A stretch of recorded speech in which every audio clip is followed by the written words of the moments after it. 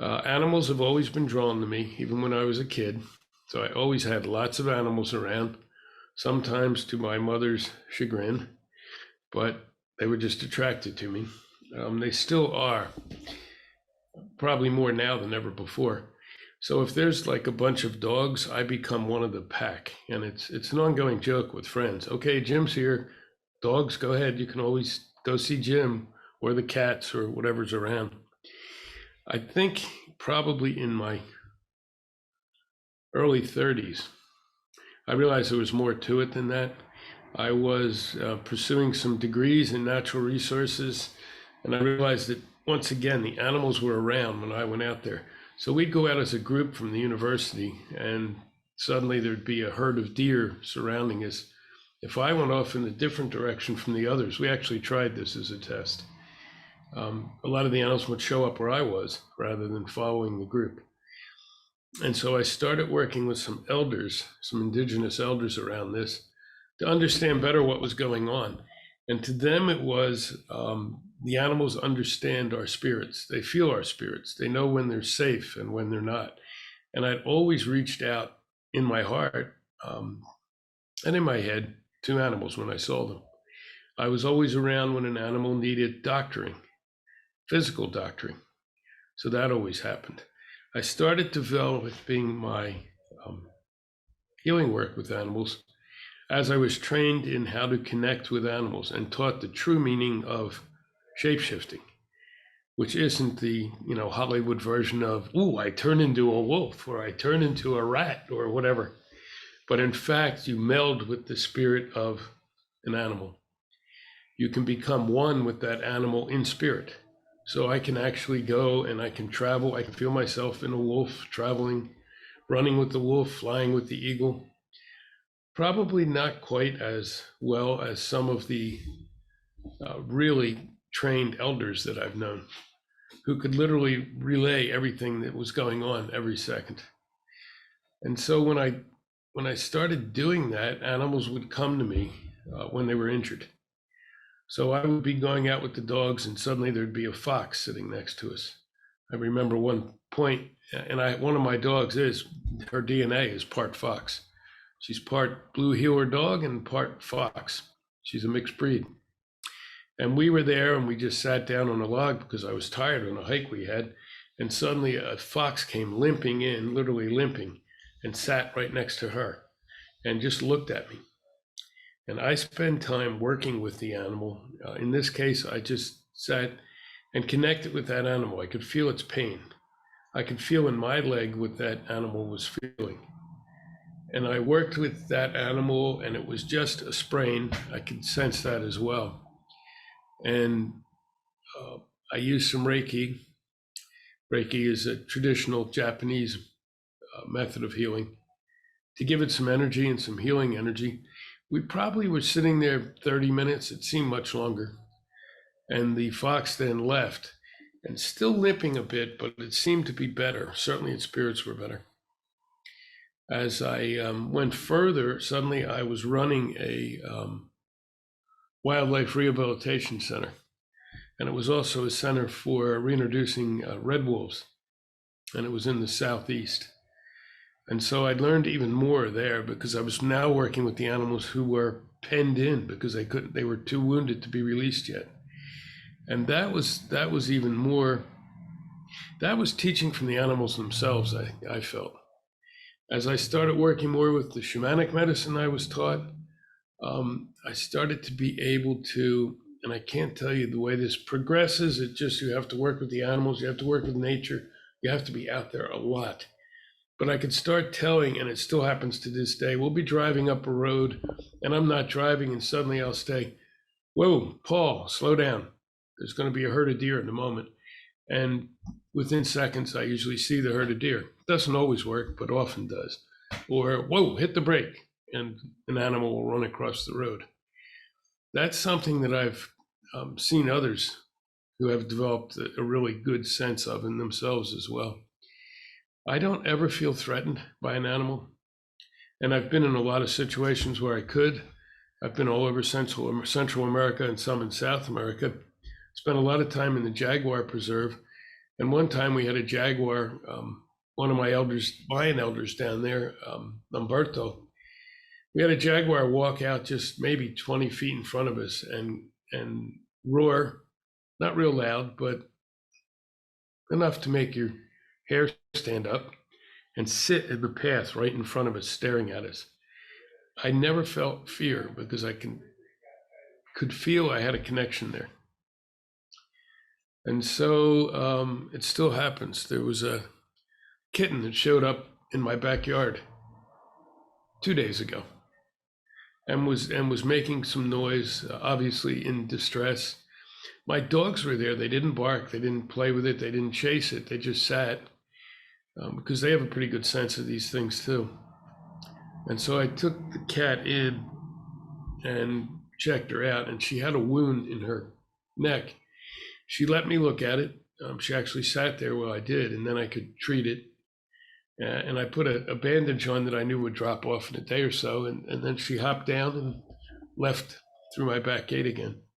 So a lot of it just naturally happens, a lot of it I find, but the primary thing is, of course, nature. You have to be out there. You have to open up. You can't try to connect with the animals. I tried that for a long time. Ooh, I'm going to bring in the animals. Nope. It's like anything else. You have to sit there quietly and allow them to feel you. Because the key thing in working in animal communication to me is you have to be able to hear the animal, not the other way around. Once you hear them, then you can connect back and you can provide what they need if you can. Sometimes all you can provide is a little more comfort as they pass over, if they're too injured or too old. And that's a great gift. And I had a good close friend she was really good at this. It was like when animals were ready to die, they would find her. For me, it's more, I'll come across an animal who's near the end of its road, and it's always a good thing to stop and do what you can to ease that animal's crossing, just like you would do with a human. There's definitely a communication amongst animals. And any of the real shamanic elders you work with will tell you that. Animals cross-communicate, not just deer talking to deer. There's this sense of energy amongst animals, amongst the natural world in general, but certainly amongst animals. And they share information. And so the more you work with the animals, the more they show up to be worked with, because they're sensing that energy, I think. I know, because I've watched it happen. I've watched elders down in the jungle invite in animals, literally invite them in and have us all sit there. We'd have a small circle and silently wait, and the animals would just come. And they could even invite specific animals. There was, in Belize, there's howler monkeys. They put up quite a racket. They're funny to watch, but boy, do they put up a racket. They have this screeching, high-pitched sound, which can turn your blood if you're not ready for it. And I used to watch elders bring them in and invite them in, and they would come. We'd be a half mile or more from where their base was, their home pod area, and they would just show up and be in the trees all above us. Sometimes they'd be throwing down leaves or having some fun with us. And so it's doing things like that can train you in this. Having some background in healing arts sure helps too. And it can be traditional healing arts, or it can be some of the Western medicine healing arts. Animals don't respond well to heavy drugs, so I've never used those, but I will use plant medicine. Occasionally I'll use a little hunk of aspirin if their pain's too much and I want to bring the level down. But I of course enjoy more when they show up just to connect, just to sit there. Or when I feel they're going to be crossing the road or crossing my trail. I was on a trail with a couple of friends talking about the park we were in, and it was Glacier Park, which is up near the Canadian border. It's a beautiful park. Not a lot of people once you get off from the main areas. And I just really felt like, okay, we have to be careful here for a moment, and we all stopped. Sat on a tree there, and suddenly this bear came roaring right across the trail and grabbed a rabbit. The rabbit was going to be dinner for its cubs, I assume. I didn't even know that was. And again, I'm sure it sensed we were there, but we were never threatened. We did go back, and because unfortunately you have too many people who then go try to look for the bear because they want to see it eating the rabbit. And next thing you know, they're the next course.